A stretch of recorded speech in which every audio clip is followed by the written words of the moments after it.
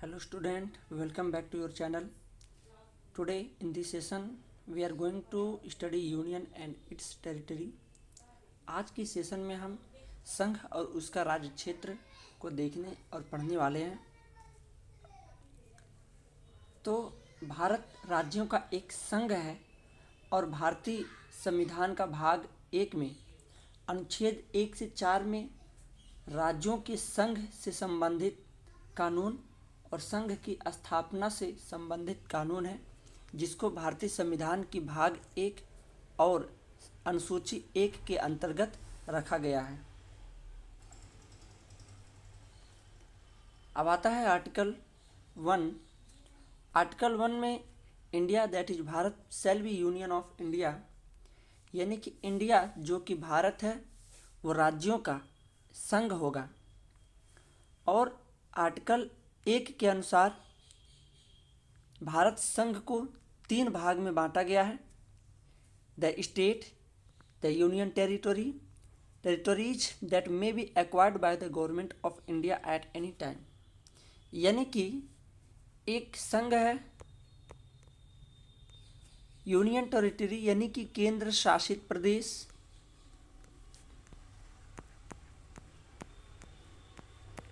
केंद्र शासित प्रदेश, और territory that may be acquired by the government of India at any time, यानी कि ऐसा क्षेत्र जो भारत सरकार द्वारा अधिग्रहण किया गया हो या उसको किसी अन्य देश से भारत में मिलाया गया हो। तो ये 3 भाग जो है आर्टिकल 1 के अंतर्गत आते हैं। Now the next is article 2, admission और establishment of new state. Parliament can include new state in India by law. इसमें क्या है, पार्लियामेंट विधि बनाकर नए राज्यों का निर्माण कर सकती है। यहाँ पर न्यू स्टेट का मतलब अपने संघ का राज्य नहीं, बाहरी राज्य की बात कर रहा है, यानी कि जो दूसरे देश की राज्य है जैसे भूटान, नेपाल, पाकिस्तान, बांग्लादेश। अगर उस तरह से उनके कोई ऐसे राज्य हैं जो भारत में मिलते हैं तो उस राज्य को यहाँ पे न्यू स्टेट कहा गया है, न कि भारतीय क्षेत्र के अंदर की राज्य की। Sikkim to be associated with India, Sikkim was merge in India through the 35th constitutional amendment 1974 and gained approved through the 36th Constitutional Amendment Act 1975। होता क्या है, 35वां संविधान संशोधन 1974 द्वारा सिक्किम को भारत में मिला लिया जाता है और 36वां संविधान संशोधन 1975 द्वारा सिक्किम को मान्यता दे दिया जाता है नए राज्य का। Clear. Now the article 3, formation of new state and alteration of new state area boundaries or name of existing state। Article 3 जो है नए राज्य के निर्माण की बात करता है। नए राज्य का मतलब ये हुआ, मान लीजिए ये अपना उत्तर प्रदेश है, सपोज दैट, अब जरूरी नहीं है ऐसे ही मैप हो। अब इसको 2 भाग में अगर विभाजित कर दिया जाए, ये कोई दूसरा राज्य बना दिया जाए और इस भाग को कोई दूसरा राज्य बना दिया जाए, तो ऐसे को आर्टिकल 3 में डिफाइन किया गया है।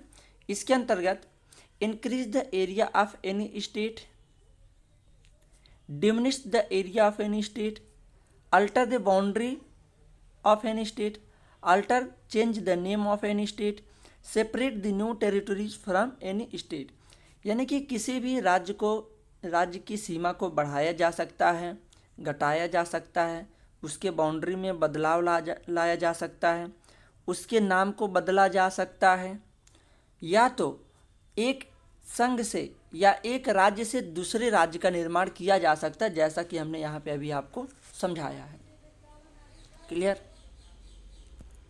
Now next is article 4, laws made under article 2 and 3 to provide for the amendment of the first and fourth schedule and supplemental incidental and consequential matters।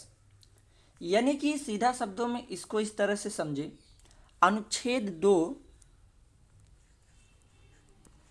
Article 2 और 3, आर्टिकल 2 और 3 को अनुच्छेद 368 के तहत संविधान में संशोधन के रूप में नहीं माना जाएगा।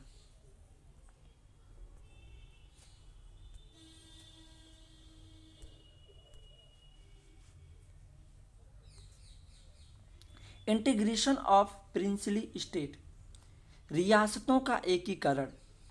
ऐसा होता है ना कि जब भारत आज़ाद हुआ था उस समय हमारी भारत जो है कई भाग में बटा हुआ था। तो उस समय क्या है कि भारत 552 रियासत राज्य में बटा हुआ था, जिसमें से 549 राज्य जो थे वो भारत में मिलने को तैयार हो गए थे, लेकिन 3 राज्यों ने उस समय भारत में शामिल होने से इनकार कर दिया था। ये थे जम्मू कश्मीर, जूनागढ़ एंड हैदराबाद। सॉरी, यहाँ पे कश्मीर लिखा गया है, माफ़ कीजिएगा, यहाँ पे हैदराबाद होगा।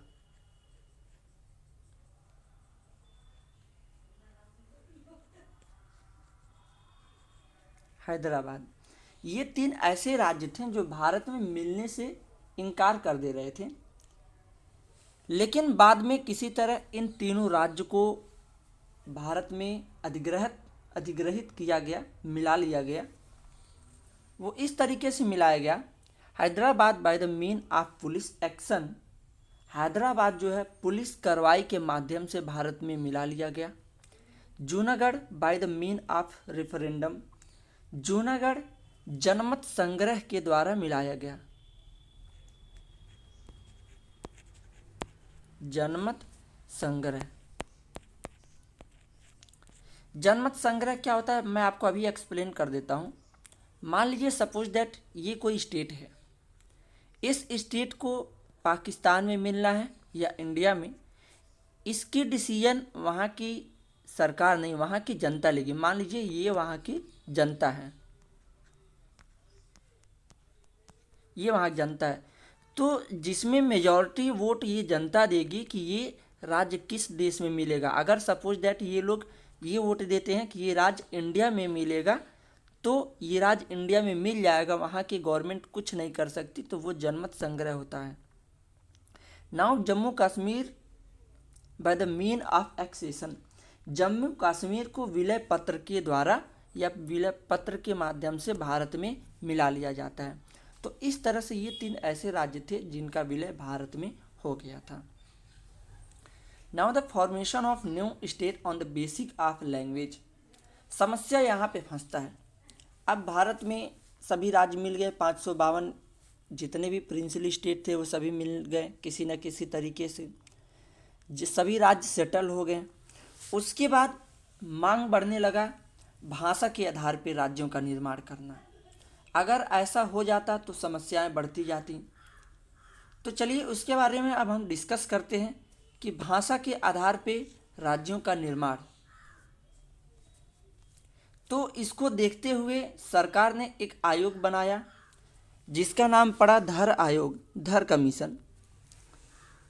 इसमें क्या था, जून 1948 जून 1948 जून 1948 में यस्के धर की अध्यक्षता में धर समिति का गठन किया गया। यस्के धर,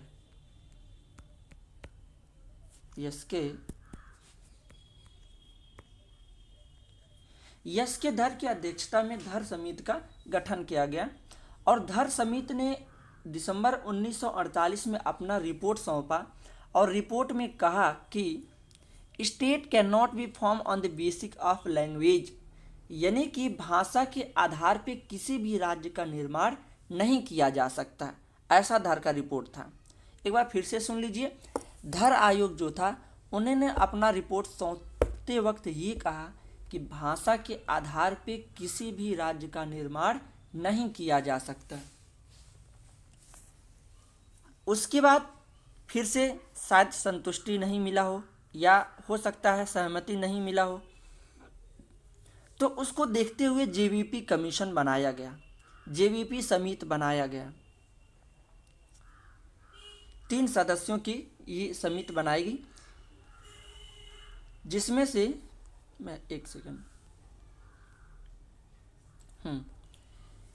पहला नाम था जवाहरलाल नेहरू, तो उनके नाम से पढ़ा जे। दूसरा नाम था वल्लभ भाई पटेल वी। और तीसरा नाम था पट्टाभी सीतारमैया, तो उनके नाम से पढ़ा पी। तो इन्हीं तीनों के नाम से जेवीपी कमीशन का नाम पड़ा, जवाहरलाल नेहरू, पट्टाभी सीतारमैया और वल्लभ भाई पटेल। उसके बाद क्या हुआ, अब रिपोर्ट बन गया।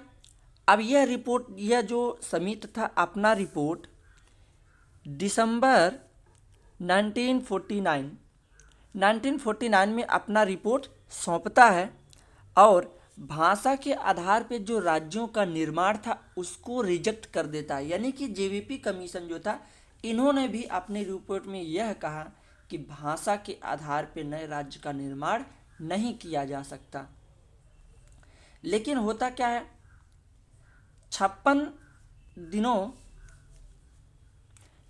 दिनों की भूख हड़ताल के बाद गांधीवादी कार्यकर्ता, जिनका नाम था पोट्टी श्रीरामुलु, उनकी मौत हो जाता है। यानी कि 56 दिन तक वो विरोध कर रहे थे कि भाषा के आधार पे हमें राज्य दिया जाए, और 56 दिन के बाद उनकी मृत्यु हो जाती है। अब जैसे ही उनकी मृत्यु हो जाती है, उसी के कारण आंदोलन बहुत तेजी से फैल गया, और सरकार को प्रेशर में आके तेलुगु भाषा के आधार पे मद्रास राज्य का स्थापना करना पड़ा। यानी कि तेलुगु के आधार पे एक मद्रास राज्य का गठन हुआ। एक चीज और, यह जो मद्रास था, ये भाषा के आधार पे बनने वाला पहला राज्य था, तेलुगु भाषा के आधार पे, या यूँ कहें कोई भी भाषा के आधार पे ये फर्स्ट स्टेट था।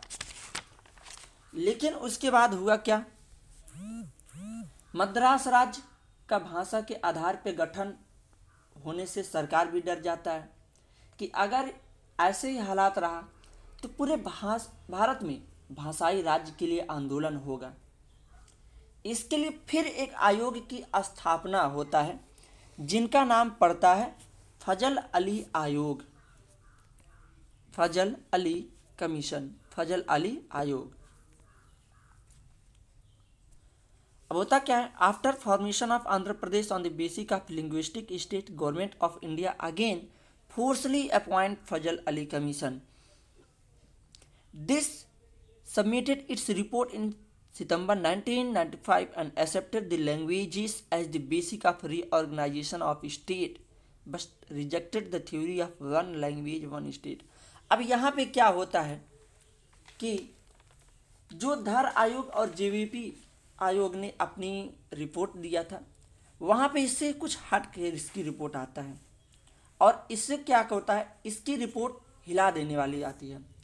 यह आयोग सितंबर 1995 में अपना रिपोर्ट सौंपता है और कहता है कि भाषा के आधार पर राज्यों का निर्माण हो सकता है। यानी कि भाषा के आधार पर राज्यों के निर्माण स्वीकार करता है जेवीपी कमीशन।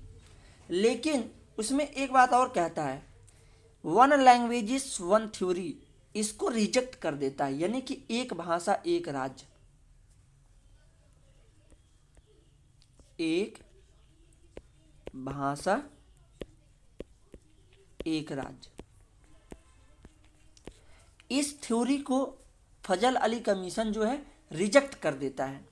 इसका अर्थ ये है, वन लैंग्वेज वन थ्योरी, मान लीजिए सपोज दैट ये गुजरात राज्य है, सपोज दैट, अब इसको क्या है कि गुजराती के आधार पर इस राज्य को बना दिया जाता है। यानी कि ये राज्य गुजरातियों के लिए है, उनके लिए जिन्हें गुजराती बोलने आता है। जिन्हें गुजराती बोलने आता है उनके लिए इस राज्य की स्थापना कर दिया जाता है। लेकिन एक राज्य एक भाषा, ऐसा नहीं है कि सिर्फ जिसको गुजराती आएगा वही इस राज्य में रह सकता है। जिन्हें बिहारी बोलने आएगा वो भी इस राज्य में रह सकता है, जिन्हें तेलुगु बोलने आएगा वो भी इस राज्य में रह सकता है, या जिन्हें कोई भी भाषा बोलना है वो इस राज्य में रह सकता है, बशर्ते भले ही क्यों ना यह राज्य गुजराती भाषा के आधार पे बनाया गया है। Thank you for watching. अगर आपको हमारी वीडियो पसंद आई हो तो प्लीज़ लाइक सब्सक्राइब शेयर कीजिए। यह हमारी शुरुआत वीडियो है। अगर कोई कमी हो तो आप प्लीज़ कमेंट करके बताएं, हम उसको सुधारने की ज़रूर प्रयास करेंगे। और आपका कमेंट हमें प्रोत्साहन देता है, इसलिए हमें फीडबैक और कमेंट ज़रूर दीजिए। Thank you and have a nice day.